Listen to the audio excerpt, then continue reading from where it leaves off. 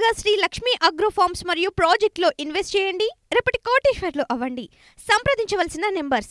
UPS వద్దే వద్దు కేంద్ర నిర్ణయంపై ఉద్యోగ సంఘాల మండిపాటు. కేంద్ర ప్రభుత్వం ప్రకటించిన యూనిఫైడ్ పెన్షన్ స్కీమ్ను అనేక ఉద్యోగ సంఘాలు తిరస్కరించాయి.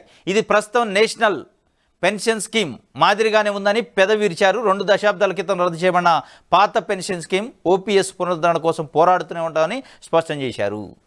యూపీఎస్ వద్దే వద్దు అని అంటున్నారు. 20 సంవత్సరాల కింద ఓపీఎస్ స్కీమ్ అనేది ఓల్డ్ పెన్షన్ స్కీమ్.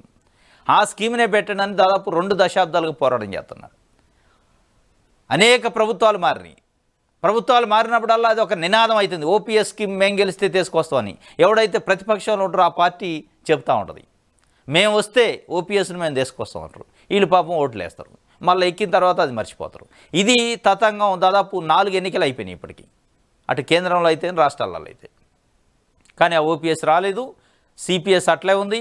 ఓపీఎస్ రాకపోగా సిపిఎస్ని తీసేయకపోగా రకరకాల పేర్లతోని వచ్చారు. ఇప్పుడు ఒక యూపీఎస్ అంటే యూనిఫైడ్ పెన్షన్ స్కీమ్, అది కూడా నేషనల్ పెన్షన్ స్కీమ్ లెక్కనే ఉంది. ఇప్పుడున్న పాత స్కీమ్ లెక్కనే, దాంట్లో పెద్ద మార్పు లేదు. 2 దశాబ్దాల క్రితం ఏ స్కీమ్ ఉందో అది పెట్టాలని వాళ్ళు పెద్ద ఎత్తున ఉద్యమం చేస్తున్నారు. ఎన్డీఏ ప్రభుత్వం తీసుకొచ్చింది యూపీఎస్ అనే స్కీమ్ని. దీనిపైన ఎన్డీఏ ప్రధాన భాగస్వామ్య పక్షం చంద్రబాబు నాయుడు గారు ఇంతవరకు స్పందించారు. ఈ యూపీఎస్ని మేము తెలుగుదేశం పార్టీ స్వాగతిస్తుందా లేదంటే వ్యతిరేకిస్తుందా? స్వాగతిస్తే ఎందుకు స్వాగతిస్తుంది, వ్యతిరేకిస్తే ఎందుకు వ్యతిరేకిస్తుందనే ఒక పొలిటికల్ స్టాండ్ అని చెప్పలే. కొన్ని లక్షల మంది ఉద్యోగులకు సంబంధించి గోడ మీద పిల్లి లెక్క ఉంది.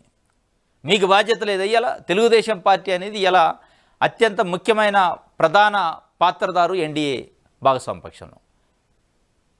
మీకు బాధ్యత లేదా అంటే ఎంప్లాయీస్కి సంబంధించి 2 దశాబ్దాలుగా ఉద్యమం జరుగుతుంది. ఆ ఉద్యమంలో ఉన్న ఏంది న్యాయమైంది, ధర్మమైంది, దానికి మనం మద్దతు ఇచ్చినాం గతంలో. ఇవాళ మనం ఎందుకు మాట్లాడట్లేదు అనేది కనీసం తెలుగుదేశం పార్టీ పునరాలోచన చేయట్లేదు. అందుకే వాళ్ళు ఉద్యోగులు అయితే చాలా స్పష్టంగా చెప్పారు యూపీఎస్ వద్దే వద్దు మాకు అని చెప్పి.